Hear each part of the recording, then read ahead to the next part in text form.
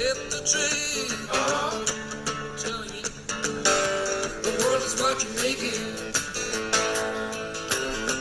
Hey everybody, I'm listening to a song called The World Is What You Make It by Paul Brady. It's spectacular.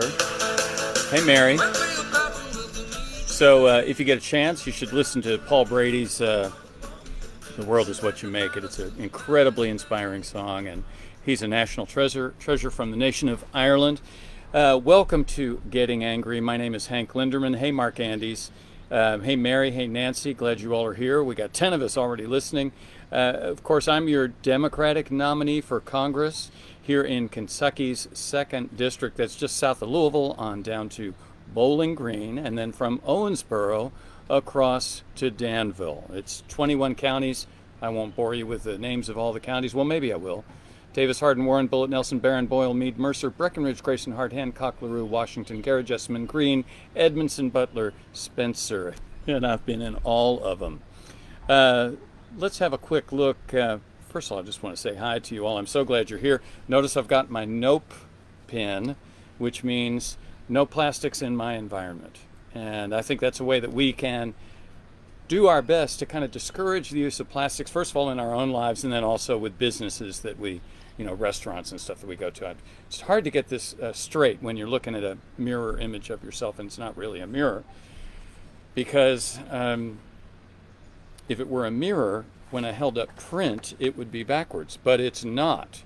So it's very confusing when you're adjusting your hair or your pin. Anyway, when we talk about getting angry, look, we are all angry. We are in just an incredibly difficult time. All of us are.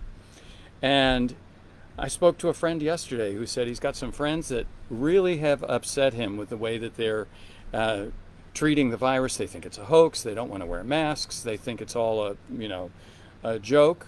And meanwhile, the numbers are going south and we've got all kinds of difficulties. So we're tempted to get angry, but let's use that anger for a good purpose. Let's use it to, build up our resilience, build up our strength, and be ready to do the thing we need to do come in November, which is vote. And between now and then, there's going to be a lot of work we've got to do. Bill McNichol is here. Bill helps on our social media team, and he's got a message for you all, which is please share these broadcasts. That's one way you can help. It doesn't cost you anything. You just share the broadcast, and lots of people get to see it, and we're getting close to routinely having 1,000 people see these. That's a big deal, folks. That means we're spreading our message really far. Okay, so let's talk about, I got a few things that are pretty interesting. And Mary says it's a big day because she heads out in a half an hour to learn how to work the polls this coming Tuesday. It should be fun. And Mary, God bless you for working at the polls. By the way, anybody who's got questions, go ahead and put them in the comments, because I love getting comments and questions that I can react to on the spot. So I enjoy the conversation when you all give me something I can work with. So, ask me a question. And we had one yesterday from David who was asking about addiction and how we need to do a better job of taking care of folks who are addicted to drugs. But anyway, the thing I wanted to show you, let's see if I can come to this. Researchers are looking at cannabis as a potential way to prevent COVID, which I think is pretty incredible. And I've got a little bit of text here I can read to you. It comes down to our body's ACE2 receptors. They work kind of like doorways into our bodies for the virus. And this person who's studying this believes he can temporarily close the doors to the virus with some cannabis-related product. Beyond that, they think it's possible that they could come up with a strain that would prevent the virus from being able to propagate, from being able to multiply inside your body if you're taking the cannabis. So that would be certainly a great thing. Now, I want to point out this is still a theory. And if they can find a strain that will do it, they'll manufacture it into medical formulations that would be easy to take and could be used for prevention and treatment by the medical field. I wonder what will happen in states that don't have legal cannabis, states like Kentucky. And by the way, Kentucky is one of 5 states, count them, that grow cannabis already. And those 5 are California, they grow $1 billion worth each year. It's legal. Oregon, $1 billion each year. It's legal. Washington, state of Washington, $1 billion each year. Colorado, $1 billion. All four of those states, it's legal. You know, in fact, in Colorado, the year they made marijuana legal, they sold just short of $1 billion worth of marijuana, but they had over $2 billion positive benefit to their state economy. And this would be a big deal, of course, in a state like Kentucky, where we are billions of dollars in debt. Now let's look at our numbers. So here is the USA yesterday, June 30th, and I want you to look at a couple of numbers. Once again, we are increasing our new cases. So 46,000 new cases yesterday. Look how many deaths we have. We went over 130,000 deaths. If you remember what we talked about before, if we had done the job that Germany had done, 70% of those people might not have needed to die. So this is a tremendous failure of our government, and all of us should be very, very upset about it. Good. There are plenty of, Mary Richardson, I was going to ask you about states that have legalized pot, and that relates to that, using cannabis for COVID. So we're back here looking at the USA yesterday. These increasing cases are pretty serious, and look at that, 2.7 million total cases. That's not very good. Texas has moved into the #1 spot for new cases. Let's see if you can see that. I don't know why I'm not, oh, there it is. They're edging out California. They've got, 50, 60, so maybe they haven't really won. Maybe we need a recount to see who's actually #1. I spoke with a friend, a wonderful musician named Matt Smith today, and Matt lives in Austin, and he said to me that Austin is the most dangerous city in Texas right now in terms of new infections. So, Matt, I hope you're going to stay safe. Matt, by the way, is going to be making a little quick music video. He's a fantastic musician, and he'll make a video. And Mark Andes, as soon as he gets his microphone, he's going to make a video for us to play as well. And Mary, I've got to tell you, I'm sorry, I'm not going to do any music today. I just didn't get time to get ready. But we'll figure that out. I'm supposed to do it on Monday anyway. One more chart for us to look at, and this is from Johns Hopkins, and it's reprinted at nakedcapitalism.com, one of my favorite websites. These are new cases per day. Look at Florida, look at Texas and California virtually tied. The amount of new cases, so this must have been before Texas jumped into the lead. So this chart is probably a day ago, or it was last week. It's the average from last week. Anyway, you see how serious this is. And there was some text with it that I'm going to read to you real quick. It says, COVID-19 messes with Texas. What went wrong and what other states can learn as younger people get sick. The governor allowed the stay-at-home order to expire on April 30th and begin reopening the economy. The weekend the order ended, Texas beaches were crowded with people, many no longer worrying about social distancing, not keeping a distance and not wearing masks, and so on and so on. Restaurants and bars began reopening, bringing more people together.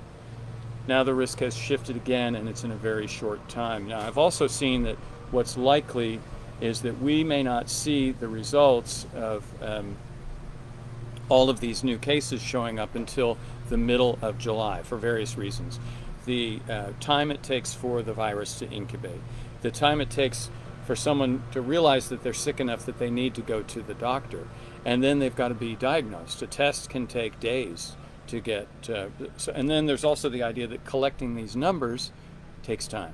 It takes a lot of time, and so there's a delay in reporting things. So anyway, that's where we're at right now. Now, I thought I would talk to you a little bit about the good news again. Yesterday we called it good news, bad news. The bad news is that Republicans are not about to give up. They are going to vote this November. And I don't care what the polls say. If the polls say Joe Biden is up by 20 points, don't relax. None of us can relax. We've really got to make sure that we show up and we bring our friends and our family, and that we do whatever it takes to vote.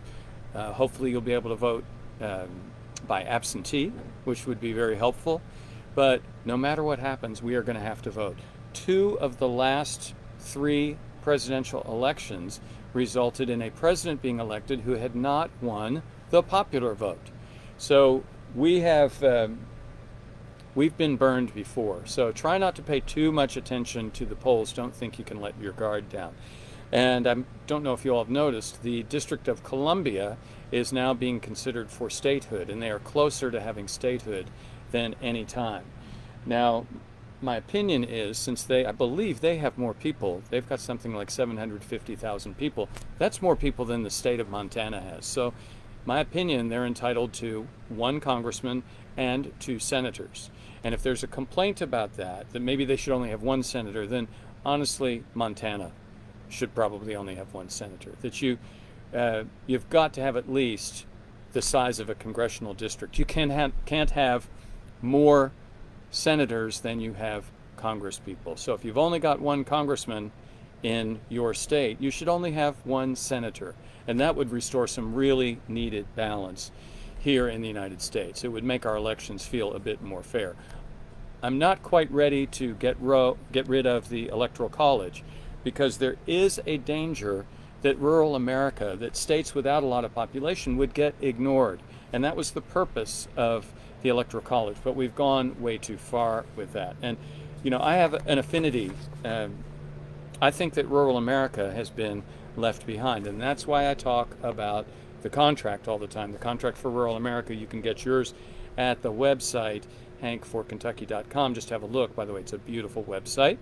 And that was done by Rich Campbell of the Group America. He did the website for us and did just a fantastic job. But have a look at the contract. And it's designed to be something that will be a guide for Democrats once they achieve the White House, once they regain the Senate and hopefully hang on to the House, that they could move forward to do right by people in rural America. That is how we repair our nation.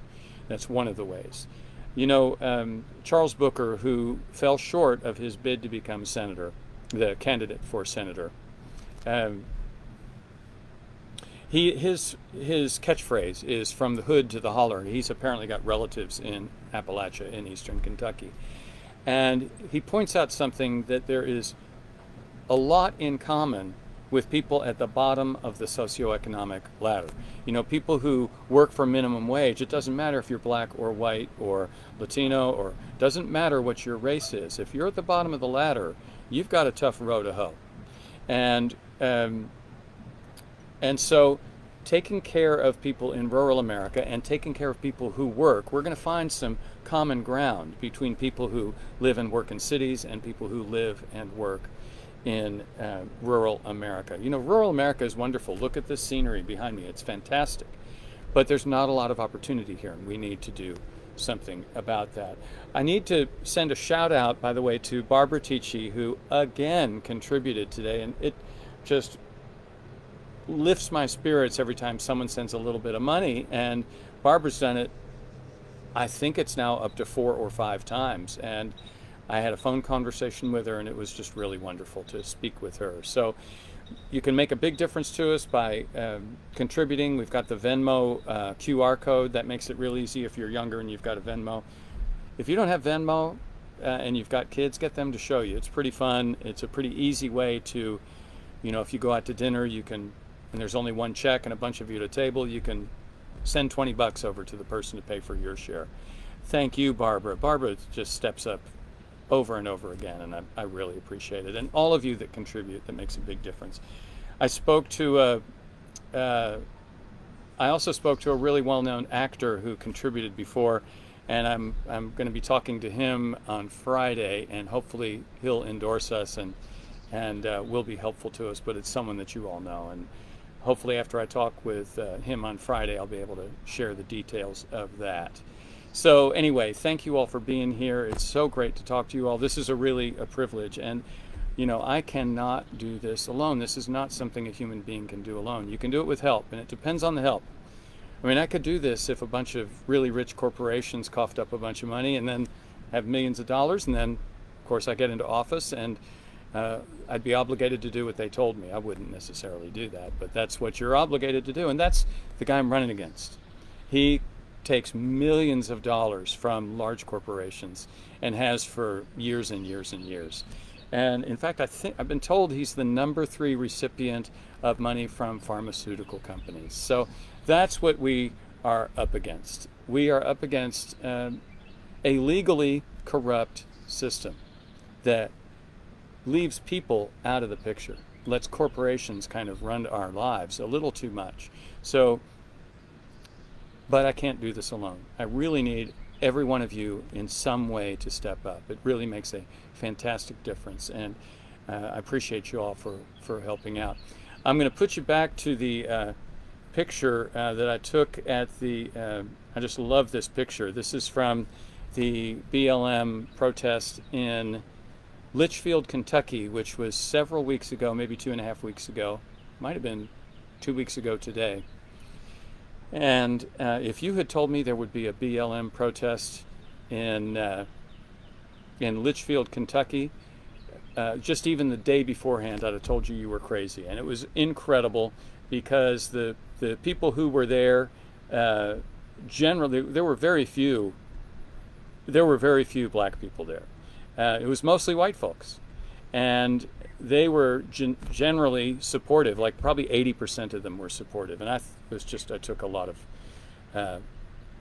heart from that. Well, I'm going to play a little bit more Paul Brady for you, and I will see you all tomorrow.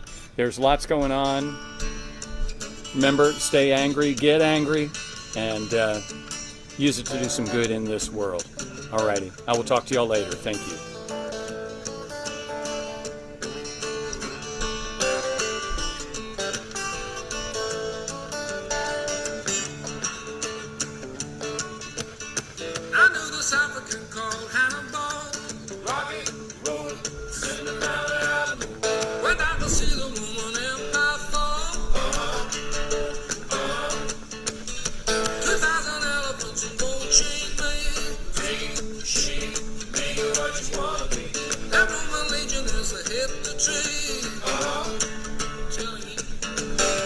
The world